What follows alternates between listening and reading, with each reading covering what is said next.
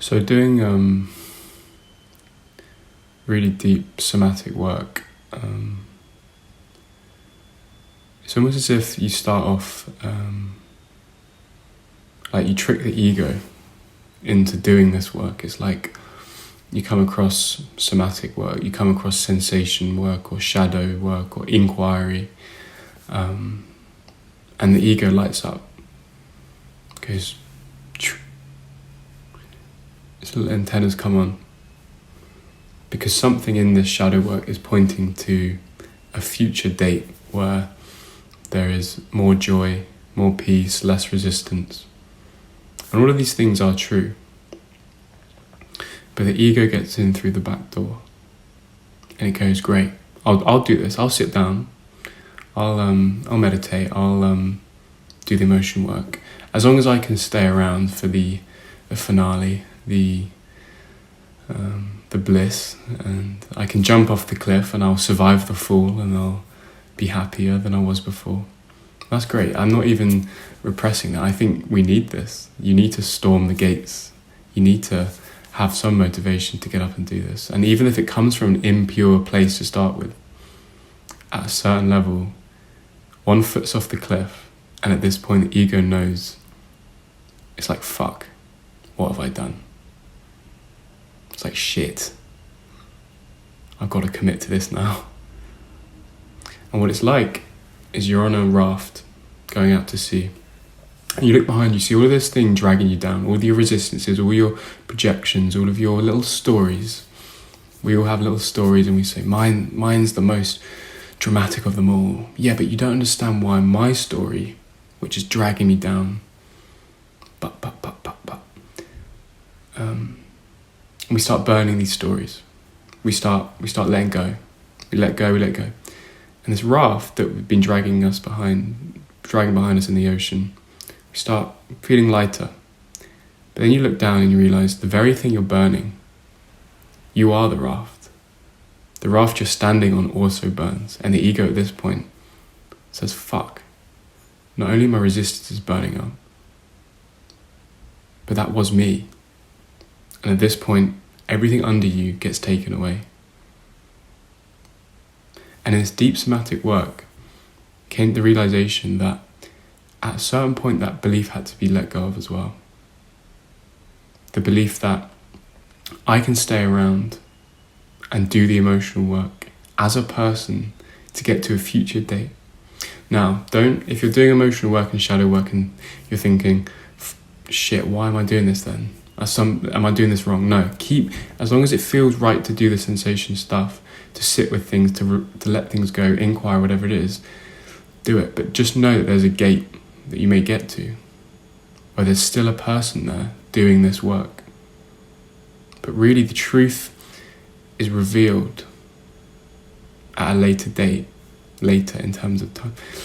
Not after enough has been done, but when it's shown to you that really all of these emotions anyway, let's say shame, let's say guilt, let's say grief, let's say anger, they're all pointing and masking this very fact of no separation, of no self that was even born, of no solid entity that could even be separate from the rest of the universe. It's like the grief. So let's go through each one, for example.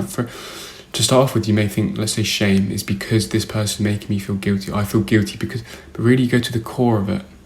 Really, I find that shame is the inner knowing that we've turned away from the fact of wholeness. The shame, we always bring it back to separation. It's not so much shame. No one's shameful that someone that turned them down on a date. No one's really shameful. These all mimicking this initial core wound, this initial core belief that you're not, that something needs to change, that you're separate from the rest. This is the core. And then the grief, for example. The grief isn't about the loss of your dead dog. True grief, when you're sat with it, you start to realize it's almost as if the grief is not losing the dog, but it's losing all perception. Because let's say, for example, I had this deepening in a meditation where the image of my mother was here, and she watches all my videos, so she'll probably see this one. And when you go into grief, for example, there is this, for every child with their mother, there is this traumatic experience at birth where for the first part of your life inside the womb, you are whole and you're ripped from the womb, and that's the initial core thing. And then this mother represents that wholeness to you. And this face, there's a grief there that we suppress down. Why do we suppress down that grief? Because we're grieving the loss of wholeness. We're grieving the fact that we're now traumatically a human in a way. It is a traumatic experience, not in an aggressive way, but it just is. I remember looking at my mother through she dropped me off at nursery for the first time when I was like 2 years old. And my first memory is looking up at her, and I was screaming on the thing. I was crying, I remember. And that represented almost the first time I'd ever been away from my mother. And this core wound set in of loss of what I thought was me. This wholeness. And so over time, of course you can't, with your mother, you're always going to leave. And then you find a relationship which mimics that wholeness.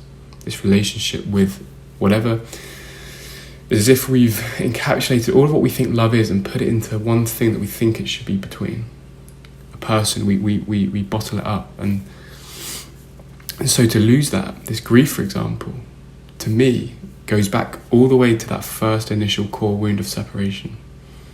And so can we see how emotional work doesn't just finish and doesn't just stay as a self doing it in order to get somewhere? It really starts going down the plug hole like this until one day you have to admit to yourself, even the emotional work really is just correcting and clarifying the very core belief of separation. And when that drops away, it's the end of perception. Because for there still to be a perception of anything, we're implying a perceiver, a gap in experience. But when you see that there's no gap in experience, there's just silence. I put this in a story earlier. For there to be a sound and a perceiver of the sound, there needs to be an imagined gap. The same is true between the sensations of the body. And so the silence that remains is less because of it's a silence as if there's a perceiver that can't hear noise. It's because the gap between the perceiver and the perceived has fallen away, or was seen to never be there. And in that is silence, because noise requires that gap in experience. And so now it's like, well, what is emotional work then? Really, it's clarifying and it's transmuting these residual momentum of feeling separate. So you can get context for this. It's not that you have grief about your dog. It's not that you have grief about your lost child.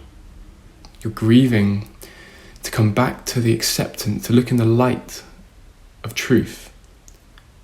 The light that's so blinding, it's actually too blissful, it's too much full of love that you never left home. This truth that you never left home. It's not that you're afraid of the darkness, you're afraid of accepting that. And what you're grieving is having to give up all the stories of getting somewhere else on this path. You're grieving the loss of perception. You're grieving that you're losing your whole story, and it's so juicy. I am a meditator. I am a spiritual seeker. To give that up is a lot, but eventually you don't have a choice. But what you're giving up, that small little story in a pocket of the universe, in return you get to see your fullness, your wholeness that's never left home, that's always been in love. And it's so much more worth it, but not to the ego. It's like the ego is a bottleneck. The mechanism of thought is a bottleneck that tries to squish freedom into its own little pocket. But let it turn outward. This mechanism of separation is just a mechanism to feel safe. And eventually the emotional work just, you don't even know what to call it. It just becomes freedom, and the separation dissolves. It's so much more worth it than sticking in this. Do you see this story we build as well? I'm a spirit, this heavy spiritual seeking story that now I'm doing emotional work, and I'll be doing that for years as well.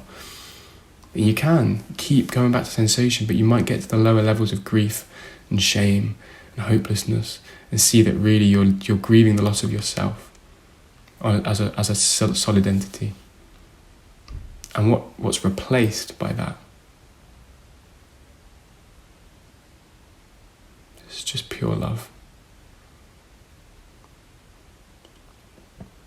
And a good indicator that this is going deep is almost always feeling overwhelmingly, sometimes just that love that's so bright. It's so bright. That's why it seems painful. The grief really is you're losing a small part of yourself, but to accept that you're gaining wholeness, as if you can even gain wholeness, you never lost it. But that's what's bright to look at. The fact that you've never lost it would mean all of your stories are complete nonsense, and we don't want to accept that. But we have to, and you will do. I don't care if this scares you because it's good. It's all heading that way anyway.